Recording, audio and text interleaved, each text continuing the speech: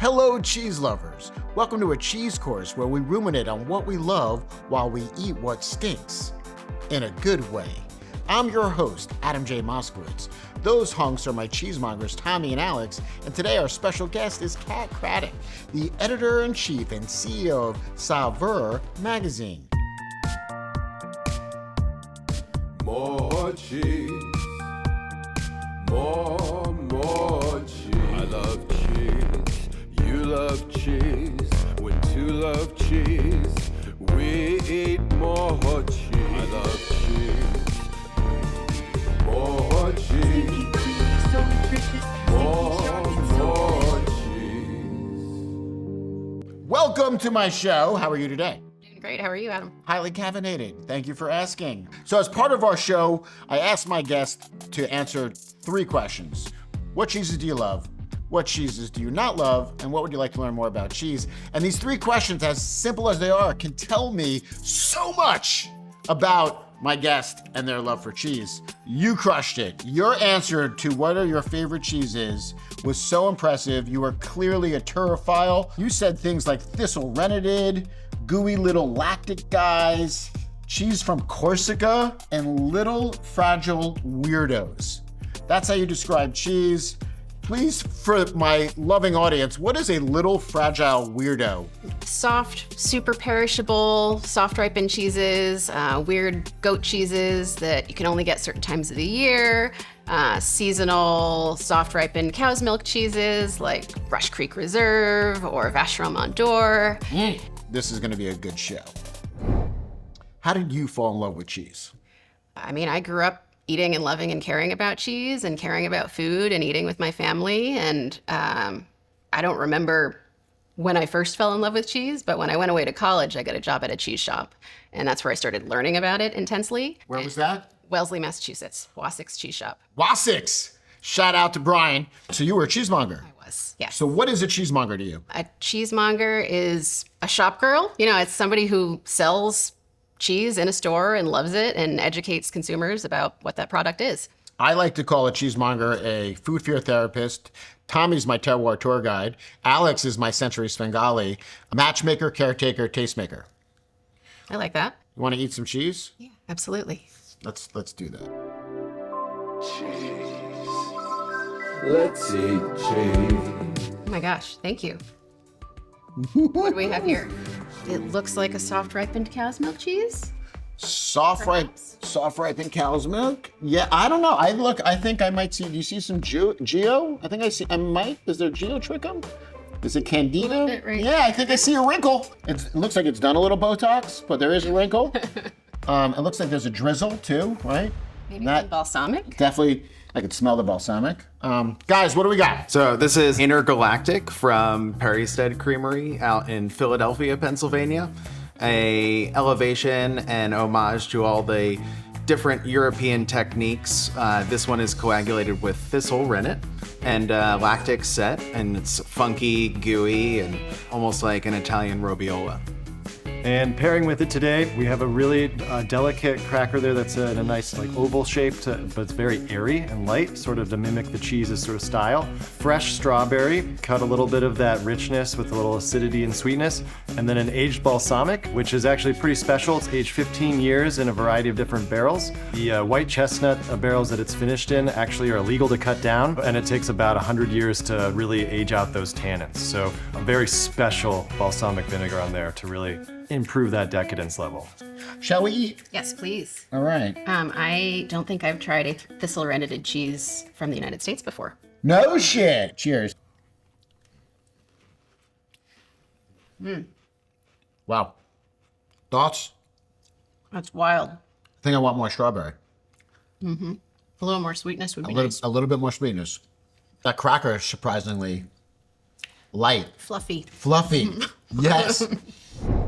What is some of the creative language you like to use with cheese? I mean, I find myself using a lot of the same language that people use to write about perfume or wine. You know, a lot of words around fragrance and aroma and texture. What are some of your favorite texture words? See, the point is, I think language leads to meaningful connections, and I want to help people overcome food fear, and I want to get people more connected to their senses. And I think the gateway to that is language, right? Getting people to talk more and talk about their experience. And yet, when I ask a lot of people what they think about cheese, they say it tastes creamy. So I'm trying to get past creamy. So texture, tell me some texture notes. I mean, I'm always trying to prevent myself from falling into unspecific words or cliches. Like delicious doesn't really tell you anything about what something tastes like, right? Or milky or creamy. Those are kind of vague words that could apply to most cheeses, right? Or all cheeses. The word sharp gets used a lot with cheese. What does sharp mean to you? I mean, I think people use it to just mean strong, right? And I think of sharp applying specifically to a note that you get in cheddars, and it's sort of a bitter, acidic. We're Bingo, bitter bitterness acidic. and Yeah, acidity. that's what 100%. I think sharp is bitter and acidic. I think those two words are scary to people though. Bitter is like a trigger reaction of like, and acidic is like, wait, huh? But chocolate's bitter and acidic, right? And coffee is, and those are all things that people love. And it's a matter of having that balanced with other sweeter flavors or softer flavors. Thank you for saying that. Yeah, I agree. I just think people have this like people also get uncomfortable talking about God. So like, I think there's just a knee-jerk reaction to bitter and acidic. I see that you were a recipe developer and tester. That sounds like the coolest job ever. It's super fun. Yeah. So as I was easing myself out of the restaurant industry, I started working kind of freelancing in the food media world.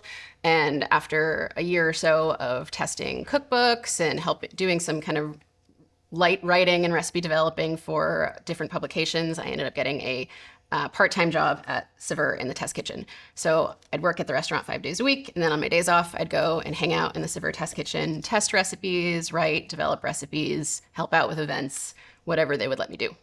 So basically, the greatest job on the planet. So I was checking out Saveur's website, and it has tons of recipes with cheese in it. How many of those did you test? Round number. I have no idea. 50, maybe? Which stood out?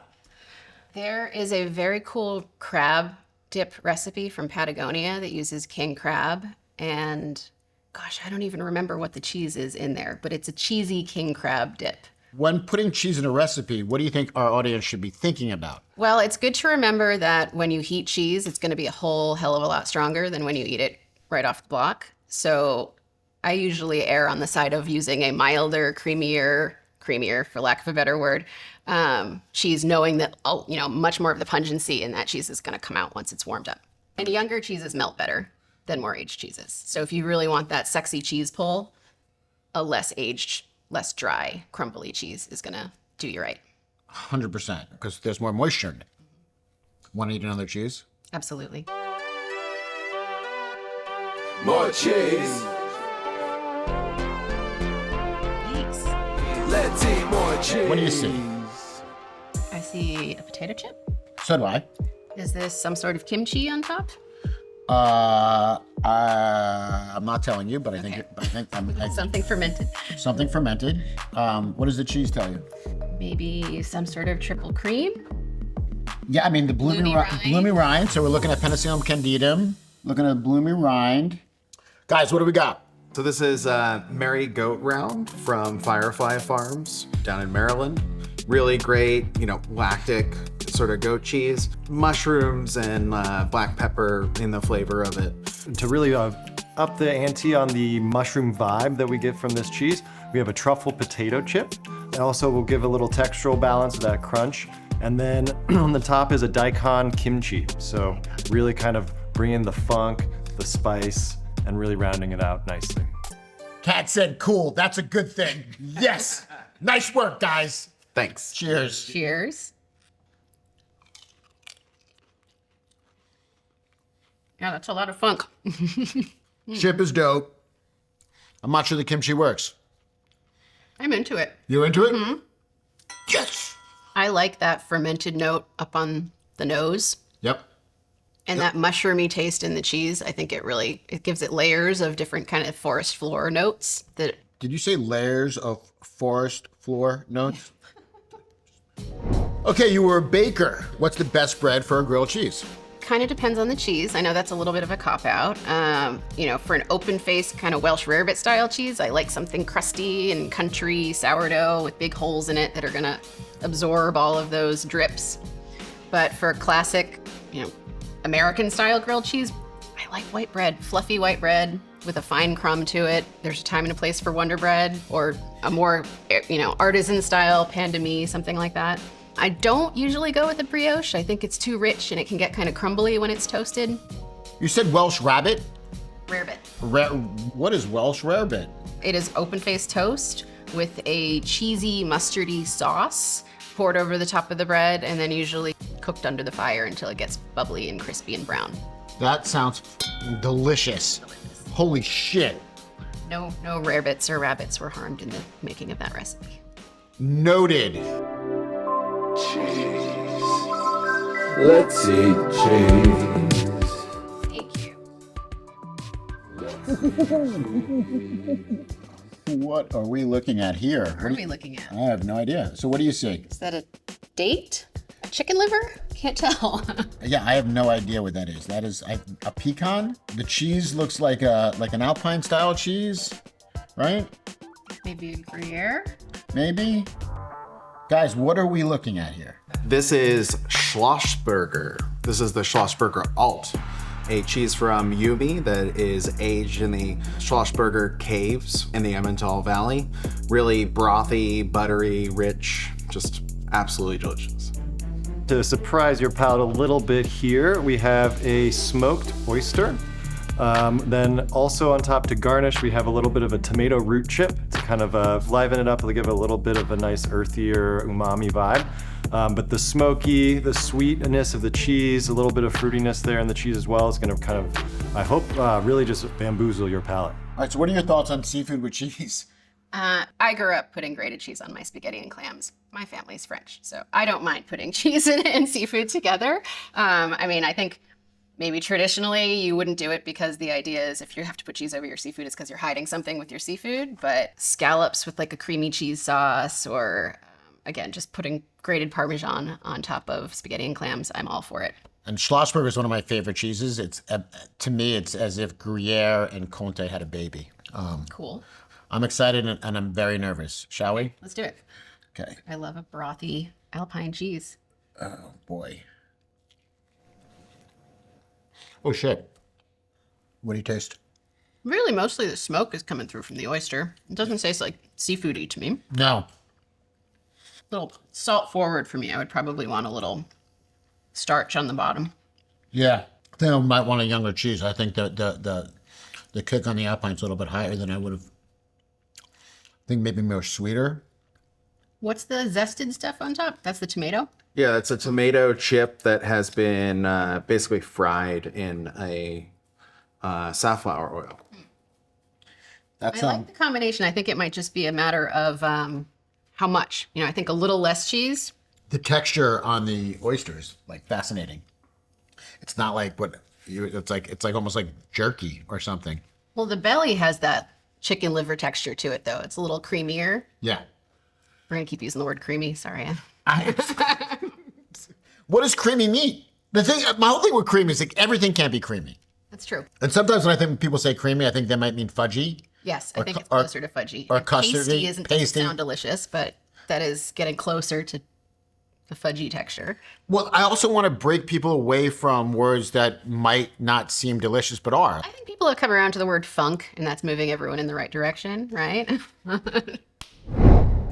You've recently become the CEO of Saveur. Yeah. How'd that happen? I mean, I've been with the brand for 9 years. I grew up reading it, so it's been a part of my life almost as long as I can remember. When I got out of the restaurant industry, I was so thrilled to be there. And it was right around the time that Instagram started and food media and media in general just started going crazy and changing direction. And every year it seemed like another magazine was going out of business. I was really worried that Saveur was going to disappear, and it was very important to me and really important to people in the restaurant industry. Everyone that I talked to from my old life was always so excited that I was at that particular food magazine because it was so groundbreaking and influential for a whole generation of people in the industry. So I went to the company that had bought us most recently, and I asked if they were going to sell it or do something with it, if they would consider selling it to me, because they knew that I loved it. They knew it was important to me. That is f***ing awesome. Yeah, and a little crazy. Not a little crazy. That's a whole lot of crazy. So you're an employee. Your work there at the time is editor, writer? I was executive editor at the time. Executive editor. And the light bulb, you care about where you're working so much, and you see the writing on the wall. You're like, I'm gonna buy this? That's crazy. Yeah, maybe a little foolish, a little naive, but I'm so glad I did it. And I have no idea what would have happened to the brand if I didn't. So I think that I just find that amazing. So now you're the editor-in-chief. That sounds really cool. What is a day like for the editor-in-chief? Oh my gosh, there is no routine. There's no like one day is the same as the next. Every single day is totally different. But the main editorial project that we wanted to be able to unveil was that we were bringing print back. Wait, what?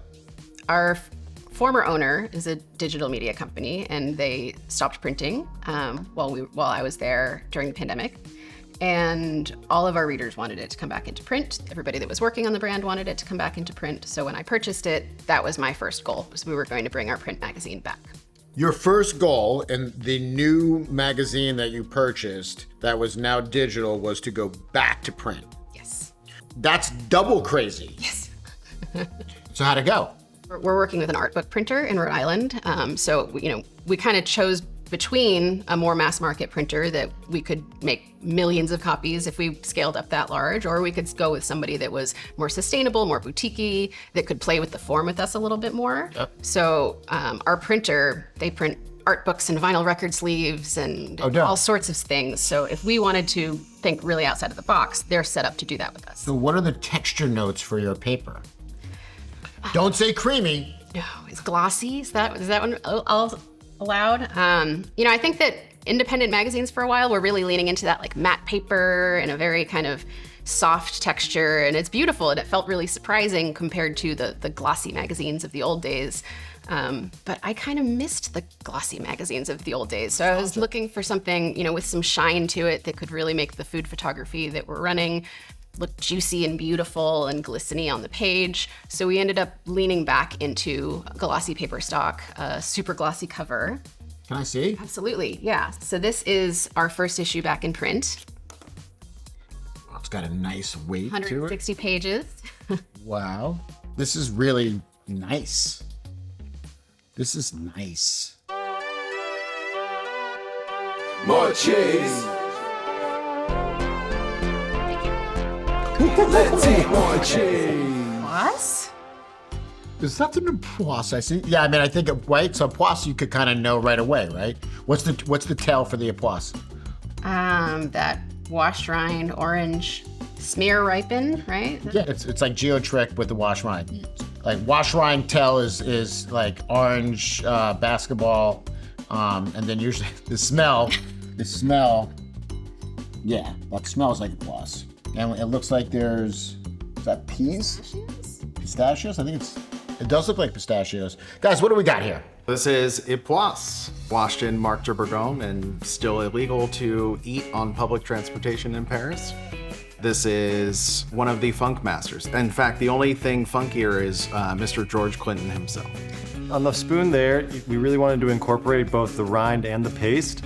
Paste is going to be that really unctuous texture, really creamy, unfortunately. Decadent, but also has this really nice barnyardy aspect to it. The rind, for me, always has this essence of boiled peanuts, or sort of like this satay kind of style to it. But together they kind of play off each other. To pair, we have a wasabi pea. So crunch really balances that texture, of course, always thinking about texture and elongating that flavor. And then the heat of that wasabi is gonna hopefully sort of wake you up in a different way than the funk might do as well. It really brings the Cheez-It quality together for that flavor. That totally does look like a pistachio. So good note. But wasabi pea. Cheers. We going all in? Yeah.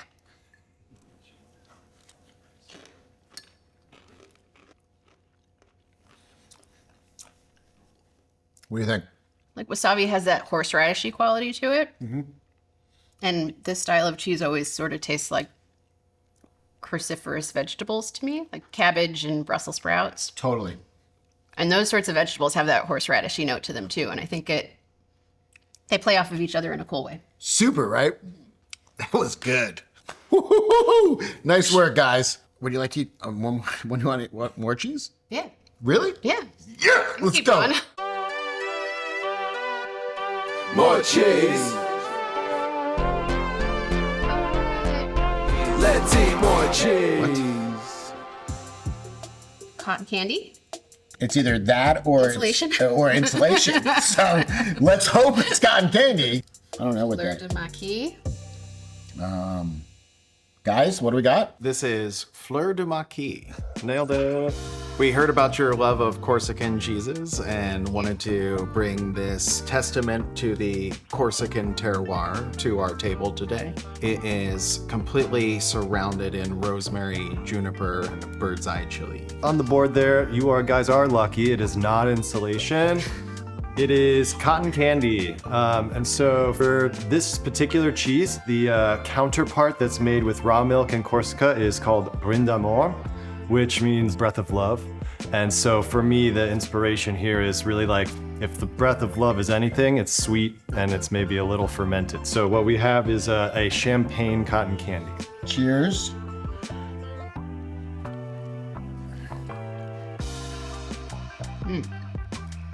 Oh, wow. That was so weird in a good way. I like it. Yeah, me too. It's weird, but I like it. What do you taste? Sheep. Thyme. The sweetness really kind of cuts it. Takes off the lacticness of the sheep. What the funk? Rapid fire questions. Here we go. Don't overthink it, right? Shake it out. Ready? Best cheese to bring to a party. I'm going to go back to Rush Creek Reserve. Agreed. Everyone loves it. Everybody loves it. Best cheese to serve at a picnic. Manchego? Manchego, agreed. Stranded on a desert island and you can only have one cheese. What is it? Parmigiano Reggiano. Yeah, why? It'll hold up with no refrigeration. You can use the rind. Bingo. Little goes a long way. It's also a big cheese. Who knows how long you're going to be stranded on the island. Best cheese to put on a grilled cheese. Comte. Best cheese on a burger. Probably pepper jack. Yeah. I love pepper jack on a burger. If you were a cheese, what would you be and why? A fragile little weirdo, right? A fragile little weirdo. Maybe like a little soft ripened or Geo goat cheese with ash rind. Geo goat with ash rind. Let's take a look at what we ate today. Whoa. Thank you, Terroir Tour Guide Tommy. Yeah, she's gorgeous. Today, we had the Intergalactic. We had the merry-go-round. We had the Schlossberger. We had the Époisses. And we had the Fleur de Maquis. Which is your favorite and why? I think maybe the Époisses and the wasabi peas. 100%. Super surprising. Never would have thought to put them together. I think that's why, because it's so surprising. Yeah, I mean, I agree. It just, and Époisses is like a kick you in the teeth type flavor. It scares a lot of people away. Talk about funk. And yet the spicy wasabi pea somehow tempered it and took my taste bud imagination away from the funk. Just look at that texture. It looks so sexy. What do you think are some tips and tricks to pairing cheese? You know, when I was doing composed desserts, I thought about textures a lot. And, whether it was having something hot and cold or creamy and squishy and unctuous and crunchy, something sweet and also salty, always having those foils playing off of each other is, what keeps your palate from getting bored and keeps you wanting to keep eating more cheese and not just having one bite and getting burned out on it. So whether it's pairing with a drink or, with accompaniments like this, I'm always looking for notes that will offset whatever's going on in the cheese. What food trends are you spotting, and what food media trends are you spotting or projecting? I grew up in New England. Seafood is just as important to me as cheese is, and I am really excited to see how many restaurants are starting to incorporate kind of small catch, bycatch fish that would often otherwise be thrown away, rather than always falling back on the big, borderline endangered large fish that might be a little bit sexier and a little bit more expensive. Are you the only person going back to print? Absolutely not. And it's not just in the food world specifically. There are a number of legacy publications that are coming back in print, some of which have been similarly purchased by editors or people on the staff. Just this week, it was announced that The Onion is going to be relaunching in print. There are some outdoor brands, Mountain Gazette and Summit Journal. Both were widely loved mountaining and climbing publications. Their editors purchased them and have relaunched them in print too. And I think this is definitely, there's a revolution afoot, and I'm so excited that it's happening. But why? Like why is that happening? Because it seems counterintuitive, right? Like everything's been like internet. What do you think's behind this movement? I mean, I think there is certainly a lot of nostalgia from people that loved print before and were sad to see it go away. And I think there was a lot of hesitation for a while there about bringing print back because it was only for an audience that may be dying off. But there's a lot of interest in tangible, beautiful media in the younger generation too. And we see that with Taylor Swift's records selling out left and right, and there is more appeal, I think, for the younger generations that just grew up with almost all the media they're consuming being on a little screen, who are now seeing that there is a much richer, more diverse way of telling stories that you can really do in print. One doesn't necessarily replace the other. Of course, we're still going to continue having video. We're still going to continue getting information on the internet, but there's a different way of experiencing great stories, beautiful photography, and the printed form that offers a lot that you might not be able to get reading everything on your phone. I feel like the key to meaningful connections is love language, right? Finding your love language, especially when it comes to food. What advice can you give my audience to help them find a language that speaks to them? When talking about whatever it is you're eating or experiencing or smelling, I think getting as specific as possible is going to make it easier to communicate to whoever you're communicating with, what it is you want them to understand. Plus, I think speak in language that resonates with you. Like, I love music, right? So funk makes sense to me, and like punk rock and harmonic, these words resonate with me. So speaking with them as it relates to food, who says I can't? And then it works for me when I do. And I think same with like wine, right? Like if you find berry notes in wine, those fruity notes in wine could also be found in cheese. Leather notes in wine, tobacco notes in wine can also be found in cheese. Cat pee in wine too, right? People don't think they like the smell of cat pee, but that Sauvignon Blanc cat pee note is really appealing for a lot of people. I love it. Totally. Let's take back cat pee notes, guys, right? Cat pee is, dude, some people like provolone, and to me that's baby vomit, but some people swear by it. Me, like certain blue cheeses, they taste like nail polish remover, and I'm a sucker for nail polish remover. So like, let's take back words, and like, let's take words that are not, that are seemingly negative, but if I'm into it, like, own it, people, right? Own it. This is a monumental moment in your life, professionally. Yeah. How do you define success? I mean, success is sustainability. I'm not looking to flip this and get anybody rich real fast. I want to get this brand in a place where, in 30, 40, however many years, I can pass it on along to the next person who's going to make sure that it continues making a beautiful publication, whatever a publication looks like, in 40 years from now. I want to be able to make sure that we're paying our contributors fairly, that the people that are on our staff feel safe and nurtured, and that they can pursue the projects they want to work on and feel inspired every day and excited about what we're doing. I love it. I deeply admire and respect you. I thank you so much for your time and attention. I think the fact that you're bringing print back as an innovative move is so poetic and beautiful. Thank you for being you. Ladies and gentlemen, out there in Cheeselandia, please go check out Saveur Magazine, both online and print. Be sure to buy every copy, okay? And eat more cheese, please. Let's eat Good night. cheese. Let's eat cheese. I love cheese. You love cheese. Let's eat cheese. I love cheese. I love cheese. cheese.